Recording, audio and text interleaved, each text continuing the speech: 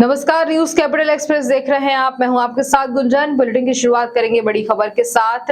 मध्य प्रदेश में श्री राहुल गांधी के भाषण के मुख्य बिंदु ये विचारधारा की लड़ाई है। एक तरफ कांग्रेस, दूसरी तरफ आरएसएस, बीजेपी, एक तरफ गांधी जी, दूसरी तरफ गोडसे, एक तरफ मोहब्बत, दूसरी तरफ नफरत। मध्य प्रदेश के शाजापुर में राहुल गांधी जी भारत जोड़ो यात्रा के दौरान हम मध्य प्रदेश में 370 किलोमीटर चले। यात्रा के दौरान हम किसानों, युवाओं और माताओं बहनों से मिले। उन्होंने मुझसे कहा कि मध्य प्रदेश हिंदुस्तान में भ्रष्टाचार का सेंटर है। इंफ्रास्ट्रक्चर, डीजल, पेट्रोल, फर्टिलाइजर के जरिए जनता की जेब से पैसा निकलता है और सीधा उद्योगपतियों की जेब में जाता है। और आगे भी राहुल गांधी ने बीजेपी पर जमकर निशाना साधा। कुछ दिन पहले बीजेपी ने महिला आरक्षण की बात की।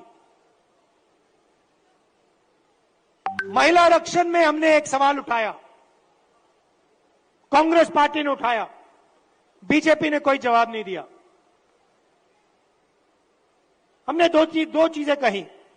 हमने पहले कहा, देखिए ये महिला आरक्षण जो आप कर रहे हो ये अच्छा है, इसको करना चाहिए, मगर इसमें आपने दो छोटी सी लाइनें लिख रखी हैं। सबसे पहले इन लाइनों को आप मिटाइए। लाइन क्या थी? एक लाइन थी कि महिला आरक्षण से पहले सर्वे करने की जरूरत है,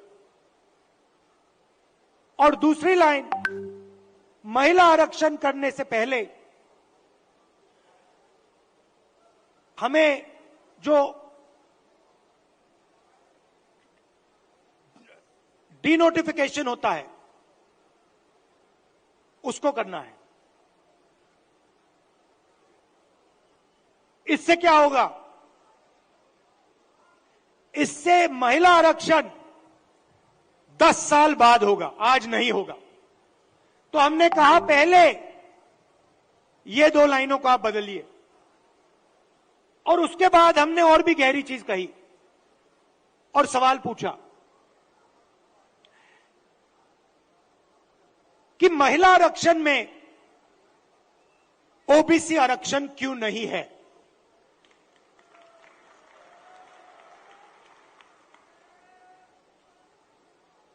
ओबीसी आरक्षण महिला आरक्षण में आपने क्यों नहीं दिया?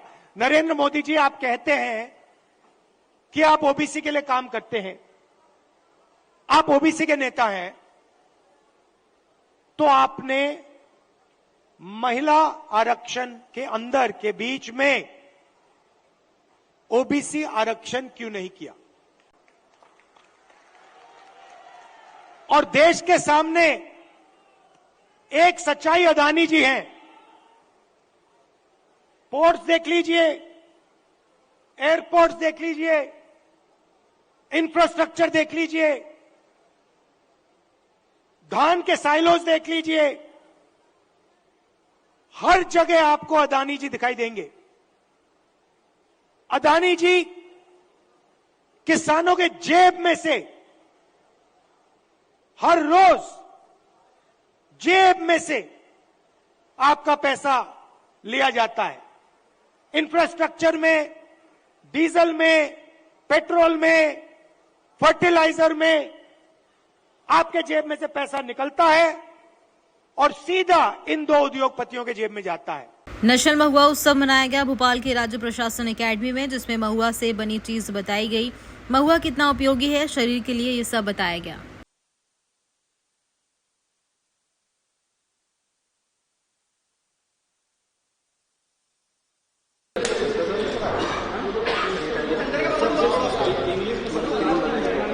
एक जगह एकत्रित कर सके, लेकिन उन सबको मिलाकर अगर कोई एक ऐसा केंद्रित जगह हो।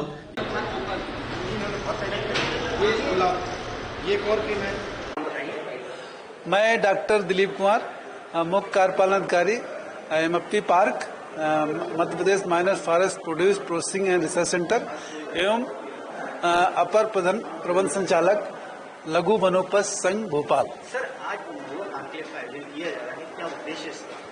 महुआ कॉन्क्लेव का उद्देश्य यह है कि आपको सभी को बता करके मेरे खुशी हो कि मध्य प्रदेश में लगभग प्रदेश के सभी जिलों में पाया जाता है, और यहाँ की जो इकोनॉमी है, जो अर्थव्यवस्था है, वो महुआ पर निर्भर करती है। हमारे जो गरीब भाई जो लघु वनोपज का संग्रहण करते हैं, उसमें महुआ करीब 30-40% महुआ का ही संग्रहण करते हैं और उनकी आजीविका में, उनकी आमदनी में करीब 30-40% आमदनी महुआ से ही प्राप्त होती है। महुआ को बचाना, महुआ का संरक्षण करना एवं महुआ से बनने वाले उत्पाद ज़्यादा से ज़्यादा बनाएं ताकि लोगों की आमदनी में वृद्धि हो और महुआ की ऐसी गुणवत्ता सुनिश्चित करें ताकि हम उसको बाहर भी एक्सपोर्ट कर सकें, लोगों को आर्थिक सहायता मिल सके, मदद मिल सके। और साथ ही साथ हमें महुआ एक ऐसा वृक्ष है जिसको हमें बचाने की जरूरत है और बड़े स्तर पे लगाने की आवश्यकता है ताकि आने वाली पीढ़ियां भी जैसे लाभ ले रहे हैं, पीढ़ियां भी उसका लाभ ले सकें। सर महुआ के बहुत अच्छे उत्पादन बना है, मैंने देखा क्रीम है, बिस्किट है, क्या कहेंगे सर ऐसे और उत्पादन देखने को मिलेंगे क्या? ये तो अभी पिछले 1 साल से एमएफपी पार्क ने, लघु बरखेड़ा पठानिया ने कुछ कॉस्मेटिक के, कुछ दवाओं के उत्पाद बनाए जिसमें से महुआ प्रास माननीय मुख्यमंत्री जी ने अभी फरवरी में उसका लॉन्च किया था। अभी हमने महुआ की क्रीम, महुआ की फेस क्रीम, महुआ का बाम, महुआ का आयल, महुआ के बहुत सारे रसोई उत्पाद बनाए हैं। महुआ की बाम हो गए, महुआ के जॉइंट पेन हो गया, हर चीज दवा बन सकती है और जितनी हमारी जो जितने आसों हैं, अरिष्ट हैं, उसमें भी महुआ का उपयोग हो सकता है। और महुआ को आप किसी भी रूप में खाते हैं तो नुकसान नहीं करता, ये आपके स्वास्थ्य के लिए बहुत अच्छा है। Thank you. राजधानी भोपाल में एयर शो देखने के लिए उमड़ा जन सैलाब, लाखों की तादाद में आए देखने भोपाल वासी। शो सफलतापूर्वक रहा एयरफोर्स का एयर शो और शो खत्म होने के बाद पुराने भोपाल में जाम की स्थिति भी बनी रही। मोती मस्जिद स्क्वायर पर भीड़ में फंसा वीआईपी का काफिला। एयर शो देखने आए जनता में गर्मी के कारण कई लोग हुए बेहोश, जिसके कारण बनी जाम की स्थिति। पीर गेट से लेकर रोशनपुरा न्यू मार्केट तक लगा जाम।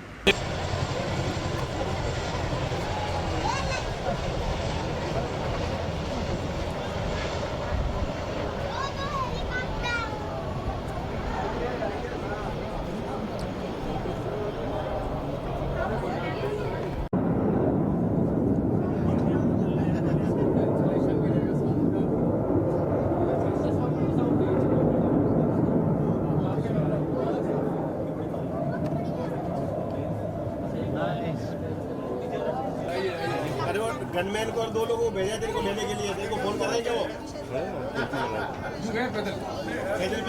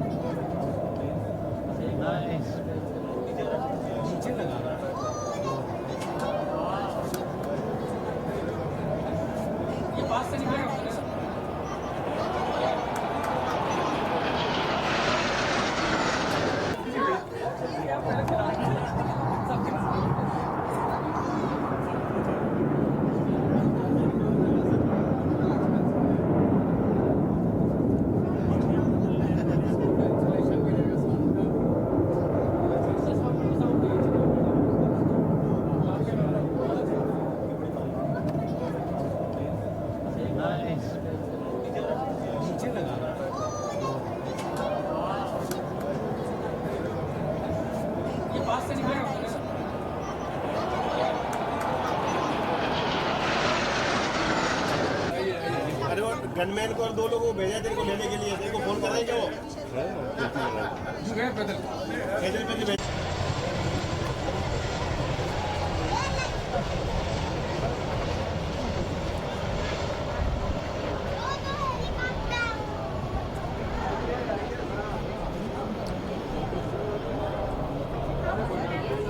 मध्य प्रदेश में राहुल गांधी की चुनावी सभा होने पर मंत्री विश्वास सारंग ने जमकर हमला बोला। उन्होंने बताया कि कांग्रेस सिर्फ और सिर्फ झूठे वादे करती है। कमलनाथ ने आज फिर किसानों की कर्ज माफ करने की बात कही, जो कि एक झूठी घोषणा है। राहुल गांधी हमेशा से गलत बयान देती है भारत के खिलाफ। आज भी उन्होंने सिर्फ और सिर्फ जनता को झूठे वादे किए। सरकार के युवा ओजस्वी मंत्री आदरणीय विश्वास तारांगी उपस्थित हैं। मंच पर के शर्मा जी उपस्थित हैं। मीडिया प्रभारी आशीष अग्रवाल जी हैं, मीडिया टीम है। मैं माननीय मंत्री विश्वास तारांगी से आग्रह करूंगा कि आप सबसे संवाद करें। देश के किसानों को और हमें ये उम्मीद थी कि राहुल गांधी जी आएंगे और इस नुक्कड़ सभा में सबसे पहले किसानों से माफी मांगेंगे कि हमने वो वादा पूरा नहीं किया जो उस वादे के कारण हमने कमलनाथ की सरकार बनाई थी और कहा था कि 10 दिन के अंदर हम किसानों का 2 लाख का कर्जा माफ करेंगे, नहीं तो 11वें दिन हम मुख्यमंत्री बदल देंगे। मध्य प्रदेश के किसानों को ये उम्मीद थी कि आज राहुल गांधी जी उनसे सार्वजनिक रूप से इस बात की माफी मांगेंगे कि हम आपका 2 लाख का कर्जा माफ नहीं करवा पाए। आज राहुल गांधी की इस नुक्कड़ सभा के पहले मध्य प्रदेश के युवाओं को इस बात की उम्मीद थी कि राहुल गांधी उनसे इस बात की माफी मांगेंगे कि पिछले चुनाव के पहले मैंने बेरोजगारों को बेरोजगारी भत्ता देने का 4,000 रुपए महीना देने का वादा किया था, वो हम पूरा नहीं कर पाए। शायद वो इस बात की माफी मांगते, पर उन्होंने इसका भी जिक्र नहीं किया। आज महिलाओं को मध्य प्रदेश की इस बात की उम्मीद थी कि राहुल गांधी 15 महीने की कमलनाथ जी की सरकार के समय जो महिलाओं पर अत्याचार हुए, छोटी बच्चियों के साथ दुष्कर्म हुए, उसको लेकर कहीं ना कहीं माफी मांगेंगे, पर उन्होंने उस पर भी कोई बात नहीं की। मध्य प्रदेश के वो आदिवासी वर्ग के लोग जिनके लिए भारतीय जनता पार्टी की सरकार ने 1,000 रुपए महीना सहायता देने की योजना बनाई थी, उस योजना को बंद करने का दुष्कर्म कमलनाथ ने किया था। आदिवासी बंधुओं को यह उम्मीद थी कि शायद राहुल गांधी अपनी नुक्कड़ सभा में उस बात का जिक्र करके उस बात की माफी मांगेंगे, परंतु राहुल गांधी जी आज फिर आए और उसी तरह की स्क्रिप्ट पढ़कर चले गए जो एक चुनावी स्क्रिप्ट होती है। उन्होंने 15 महीने की कांग्रेस की भ्रष्टाचारी सरकार के बारे में नहीं बताया। आज उनके बगल में कमलनाथ जी बैठे हुए थे, उन्होंने महिलाओं के उत्पीड़न की बात की, उन्होंने भ्रष्टाचार से संबंधित इधर उधर की बातें की, परंतु करप्शन नाथ कमलनाथ का नाम क्यों पड़ा, इस बारे में कमलनाथ जी राहुल गांधी ने कुछ भी नहीं कहा। आप सभी का हार्दिक स्वागत है। आज मध्य प्रदेश में कांग्रेस के सांसद आदरणीय राहुल गांधी जी की सभा थी। जिस प्रकार से कांग्रेस ने इसकी पब्लिसिटी की थी और प्रोपेगेंडा किया था, हमें लगता था कि एक बहुत ही सार्थक सभा कांग्रेस शायद यहां आयोजित करेगी। गाहे बगाए हम कह सकते हैं कि इस चुनाव में ये कांग्रेस की बड़े नेता की चुनाव की तैयारी की पहली सभा थी, पर जो टीवी पर हमने देखा और जो वहां से जानकारी मिली, एक बार फिर ये स्थापित हो गया कि राहुल गांधी जी नुक्कड़ सभा करने में रिकॉर्ड देश में बना रहे हैं। वो देश के जिस हिस्से में सभा करते हैं वो नुक्कड़ सभा ही साबित होती है। मध्य प्रदेश में भी आज राहुल गांधी की ये सभा नुक्कड़ सभा ही थी। ये उम्मीद भी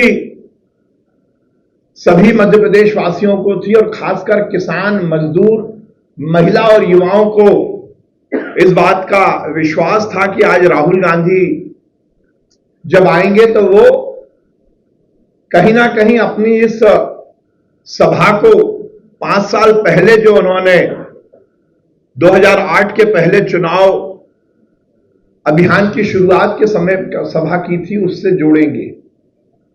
आप सबको याद होगा 2018 में राहुल गांधी जी जब मध्य प्रदेश आए थे, इसी तरह की नुक्कड़ सभा उन्होंने की थी और उसमें उन्होंने कुर्ते की बाहें उठा उठाकर बहुत सारी बातें मध्य प्रदेश की जनता से की थी, बहुत सारे वादे किए थे। वादा था किसान का 2 लाख का कर्जा माफ करने का। मध्य प्रदेश के किसान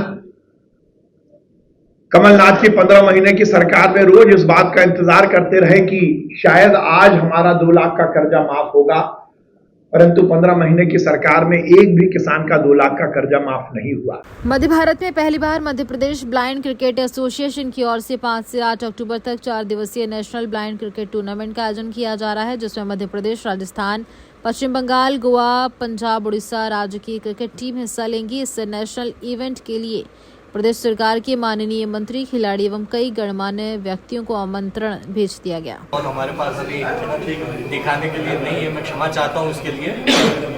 वो प्लास्टिक की बॉल जो होती है वो जब लुढ़कती है या इधर उधर चलती है तो उसमें आवाज, सभी को हमने आमंत्रण किया, विशेष हमारे जो पीएस हैं, नरहरी जी, हमने ऐसा कोई नहीं है जिनको हमने आमंत्रण नहीं। इसमें हम लोगों ने गूगल फॉर्म निकाल करके खिलाड़ियों को अनुबंधित किया, उससे हमने खिलाड़ी छांटे और उसने उनके पूरा प्रोफाइल देखने के बाद उन्होंने कितने मैच खेले, इस तरीके से सिलेक्शन किया गया। और आज हमारी टीम का ट्रायल भी हो चुका है और उसमें से अभी हम लोगों ने 30 खिलाड़ी चुने हैं और 30 में से 15 की टीम आज या कल में उसमें से चयन कर ली जाएगी। आयुष डॉक्टर ने खोला मोर्चा, मांगे नहीं मांगी तो करेंगे आंदोलन। भोपाल मेडिकल डॉक्टर के समान वेतनमान देने और DSV लागू करने की मांग को लेकर आयुष चिकित्सकों ने सरकार के खिलाफ मोर्चा खोल दिया है।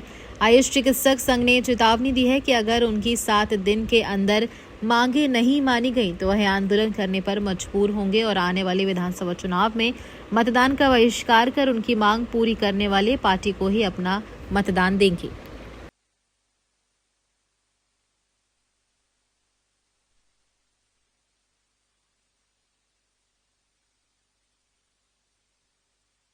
दी गई है और हमारे चिकित्सकों को त्रिस्तरीय वेतनमान वर्तमान में दिया जा रहा है, 8 वर्ष बाद, 16 वर्ष बाद और 30 वर्ष बाद के पश्चात। और वो भी बहुत सारे चिकित्सकों का प्रकरण जो प्रचलित वेतनमान है उनके प्रकरण आज भी लंबित हैं, उनके सभी के प्रकरणों का निराकरण नहीं किया गया है, जबकि सुप्रीम कोर्ट और मध्य प्रदेश सरकार ने भी, भारत सरकार ने भी ऐसा माना है कि सभी चिकित्सकों को कार्य के आधार पर समान वेतनमान दिया जाना चाहिए, समान सुविधाएं दी जानी चाहिए। तो ये विसंगति है। सेवानिवृत्ति में भी हमारे चिकित्सक 62 वर्ष में सेवानिवृत्त हो रहे हैं और एलोपैथी में 65 वर्ष में सेवानिवृत्त हो रहे हैं। और सुप्रीम कोर्ट ने भी ये बोला है कि ये इस तरीके की असमानता नहीं होना चाहिए। उसी आधार पर जो चिकित्सा अधिकारी 62 वर्ष के बाद सेवानिवृत्त हो रहे हैं तो उन्हें अगर वो कोर्ट में गए हैं तो उनको स्थगन मिला है, स्थगन के आधार पर वो काम कर रहे हैं।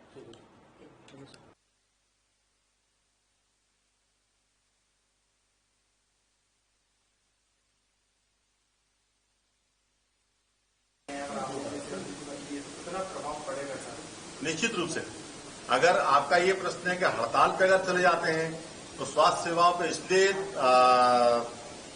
दुष्प्रभाव होता है कि हमारी जो ज्यादातर डिस्पेंसरियां हैं वो सुदूर ग्रामीण अंचलों में जहां पे कोई स्वास्थ्य सुविधाएं नहीं है, हमारी डिस्पेंसरी वहां संचालित है। नंबर 1, आज की तारीख में हमारे जो NRHM के अंतर्गत PHC CHC में भी हमारे डॉक्टर काम कर रहे हैं और कई PHC CHC ऐसी हैं कि केवल वहां आयुष के चिकित्सक ही पदस्थ हैं और वो पूरे उसका संचालन कर रहे हैं। तो ऐसी स्थिति में अगर हड़ताल पर जाते हैं तो ग्रामीण क्षेत्र की जो स्वास्थ्य सुविधाएं वो बेहद प्रभावित होती हैं और शहरी क्षेत्रों में भी, चूंकि जो पुराने रोगी हैं, ज्यादातर पुराने रोगी वो आज की तारीख में हमारे जो आयुष चिकित्सा पद्धति का ट्रीटमेंट है वो लेने के लिए आते हैं और उससे स्वास्थ्य सेवाओं पर निश्चित रूप से विपरीत असर होगा अगर हमारे डॉक्टर हड़ताल पर जाते हैं। मध्य प्रदेश राजपत्रित आयुष चिकित्सा अधिकारी संघ के संरक्षक पद का दायित्व निर्वहन कर रहा हूँ। सुदूर ग्रामीण क्षेत्रों में आयुष के डॉक्टर ही सेवाएं दे रहे हैं, वहाँ जो है ये थक गई है सरकार, एलोपैथी के डॉक्टर नहीं जा पाते, हमारे डॉक्टर ही सेवा कर रहे हैं ग्रामीण क्षेत्रों। और उसके बाद भी हमारे साथ जो है पक्षपात की रवैया निरंतर चल रहा है, इसी के लिए थोड़ा सा हम लोग व्यथित हैं। धन्यवाद। ये 30-35 हजार। नहीं सर बताइए, सर बताइए। ये जो संख्या है सर ने बताई, ये पंजीकृत चिकित्सकों की संख्या है और वो संख्या जैसे आयुर्वेद, यूनानी, होम्योपैथी की अलग अलग है। ये लगभग आयुर्वेद की संख्या निकल के आ रही थी।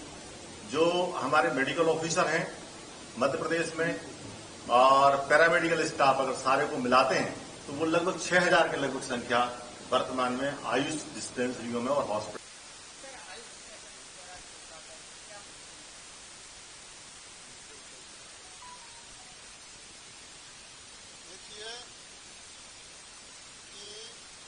प्रदेश में आयुष विभाग के चिकित्सा अधिकारियों कर्मचारियों की कुल संख्या 30-35 हजार के करीब है और हमारी जो न्यायोचित मांगे हैं उन पर भी सरकार कोई ध्यान नहीं दे रही है, जबकि अनेक विभागों को सीएम साहब ने महापंचायत करके उनकी समस्याओं को निराकरण करने का प्रयास किया है, लेकिन अनेक आग्रहों के बावजूद भी सीएम साहब ने अभी आयुष विभाग की पंचायत नहीं बुलाई है, न उनकी समस्याओं को निराकरण करने के लिए कोई ध्यान दिया है।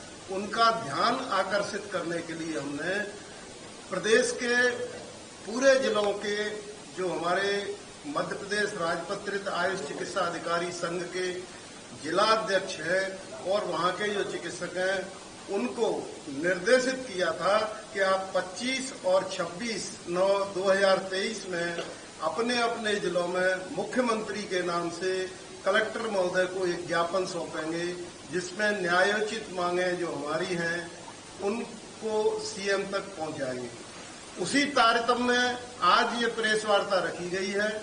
आपके समक्ष वो मांगे रखी गई हैं जो हमारी न्यायोचित मांगे हैं। आप सभी से भी यही आग्रह है कि ये मांगे हमारी सीएम साहब तक पहुंचे और सीएम साहब हमारी न्यायोचित मांगों का अध्ययन करके उसकी पूर्ति करें। उसकी पूर्ति हेतु हम लोगों से चर्चा करें। क्या मांगे सर आपकी? हमारी एक है कि जिस प्रकार से एलोपैथी में डीएससीपी की व्यवस्था लागू कर दी गई है, अर्थात एक समय समय पर वेतनमान में सुधार किया गया है, बढ़ाया गया है उसको। जैसे जब भर्ती होती है उस समय 5400 ग्रेड पे दिया जाता है, 5 वर्ष बाद 6600 किया गया है और 10 वर्ष बाद 7600 किया गया है, 15 वर्ष बाद 8600 किया गया है और 30 वर्ष बाद उसको 10,000 किया गया है। इस प्रकार से 4 स्तरीय वेतनमान उनको प्रदान कर दिया गया है, जबकि आयुष विभाग में 8 वर्ष, 16 वर्ष और 30 वर्ष इस तरह से 3 स्तरीय वेतनमान ही दिया जाता है। हमारी ये प्रमुख मांग है कि जिस प्रकार से उन्हें 4 स्तरीय वेतनमान हाल के समय में दिया गया है वो हमें भी प्रदान किया जाए। ये भेदभाव की नीति समाप्त की जाए। दोनों ही पद्धतियां चिकित्सा का कार्य करती हैं, दोनों का ही चिकित्सा का कार्य करना है, इसलिए दोनों के साथ समान रूप से व्यवहार किया जाए। सर मांगे पूरी नहीं क्या कदम उठाएंगे आगे? जी मांगे पूरी नहीं क्या कदम उठाएंगे? आप चाहें तो मैं 1-2 और महत्वपूर्ण मांगे आपको बता सकता हूं। सर आपका नेक्स्ट स्टेप क्या होगा ये बता दीजिए। अगर जो मांग पत्र हमने आपको दिया है उसमें से किसी भी मांग पर अगर ध्यान नहीं दिया गया तो हम सारे प्रदेश के चिकित्सकों से और पदाधिकारियों से, अपनी प्रांतीय कार्यकारिणी के पदाधिकारियों से इस विषय पर चर्चा करेंगे और आगे आंदोलन की रणनीति बनाने पर मजबूर होंगे। सर देश के प्रधानमंत्री जहां आयुष को बढ़ावा दे रहे हैं वही सरकार इस प्रकार का अवतार क्यों कर रही है? क्या वजह? आप ये देखिए, वजह का तो मुझे नहीं मालूम है, लेकिन इतनी बात मैं कह सकता हूं दावे के साथ कि एक आपके ध्यान में होगा आपातकाल की स्थिति पैदा हुई थी कोरोना काल में। उस कोरोना काल में आयुष विभाग ने इतना अच्छा काम किया था कि प्रधानमंत्री जी ने उसकी प्रशंसा की थी, मुख्यमंत्री जी ने उनकी प्रशंसा की थी उनके कामों की, और जितने जनप्रतिनिधि हैं आप अगर पिछला इतिहास उठा के देखेंगे सारे के सारे लोगों ने प्रशंसा की थी और आज भी कागजों में वो प्रशंसा कर रहे हैं कि ये पैथी बहुत अच्छी है, इसका विकास होना चाहिए, लेकिन हमारी न्यायोचित मांगों पर ध्यान नहीं दे रहे हैं। ये तो आप लोगों को उनसे पूछना चाहिए कि जब इतना अच्छा काम वो कर रहे हैं, उनकी इतनी प्रशंसा आप कर रहे हो, तो फिर उनकी न्यायोचित मांगों पर ध्यान क्यों नहीं दे रहे हो? उनका ध्यान आकर्षित कराने के लिए ही हम आप लोगों से आग्रह कर रहे हैं और आगे आंदोलन की रणनीति निश्चित रूप से बनेगी अगर हमारी न्यायोचित मांगें पूरी नहीं होंगी। ठीक। भोपाल मंडल पर दिनांक 18/9/2023 से 29/9/2023 तक राजभाषा पखवाड़ा मनाया गया। इस पखवाड़े के दौरान कर्मचारियों में हिंदी के प्रयोग प्रसार के लिए हिंदी निबंध प्रतियोगिता, हिंदी टिप्पण आलेखन प्रतियोगिता, हिंदी वाक् प्रतियोगिता एवं हिंदी शुद्ध लेखन प्रतियोगिता का आयोजन किया गया। राजभाषा पखवाड़ा का समापन कार्यक्रम दिनांक 29/9/2023 को नर्मदा क्लब में मंडल रेल प्रबंधक देवाशीष त्रिपाठी के मुख्य आतिथ्य में आयोजित किया गया है। इस अवसर पर राजभाषा पखवाड़ा समापन समारोह के दौरान राजभाषा हिंदी के प्रयोग प्रसार के लिए आयोजित विभिन्न प्रतियोगिताओं के विजेता अधिकारियों व कर्मचारियों को प्रथम, द्वितीय एवं तृतीय पुरस्कार प्रदान किया गया। इस अवसर पर एक हास्य कवि सम्मेलन भी आयोजित किया गया, जिसमें कवियों ने अपनी हास्य कविता से श्रोताओं को मंत्रमुग्ध कर दिया।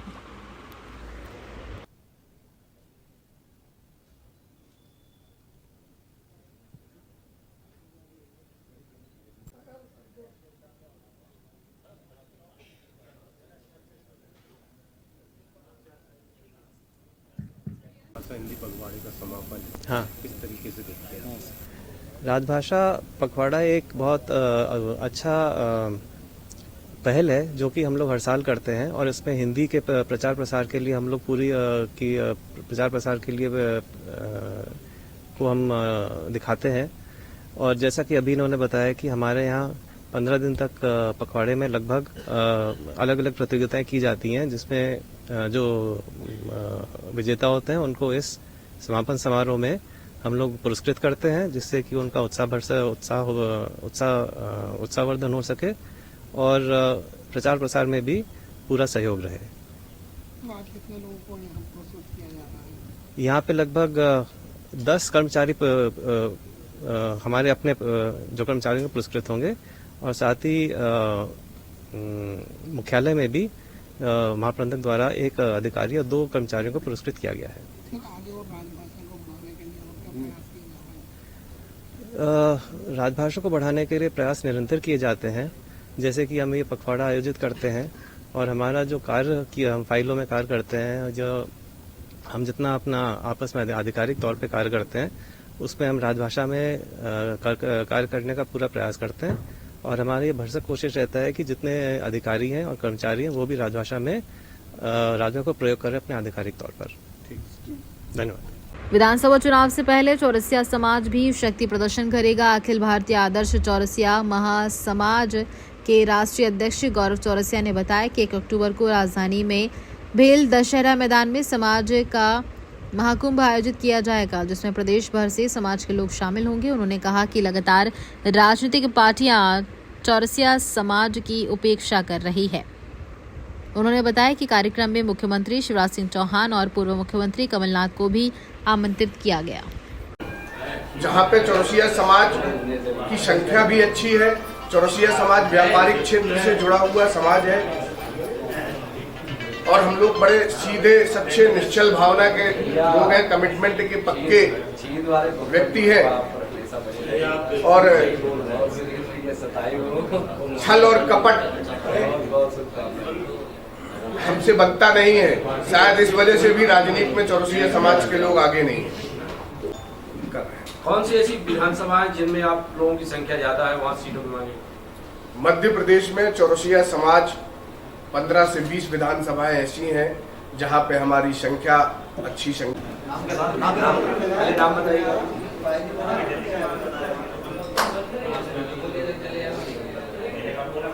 नहीं दिया तो फिर तीसरा दल में जाएंगे आप, समाजवादी और जैसे दूसरे? दोनों राजनीतिक दलों के द्वारा पूर्व की तरह अगर उपेक्षा इस बार भी हुई तो हम लोगों ने ये तय किया है कि निर्दलीय प्रत्याशी मैदान में उतार के समाज के व्यक्ति को विधानसभा पहुंचाने का प्रयास करती आ रही है, क्या लगता है? समाज इस बार पूरे मध्य प्रदेश में एकजुट है। समाज ने ये तय किया है कि जो भी राजनीतिक दल चौरसिया समाज को सम्मान देगा, टिकट देगा, इस बार उसे ही मतदान हो।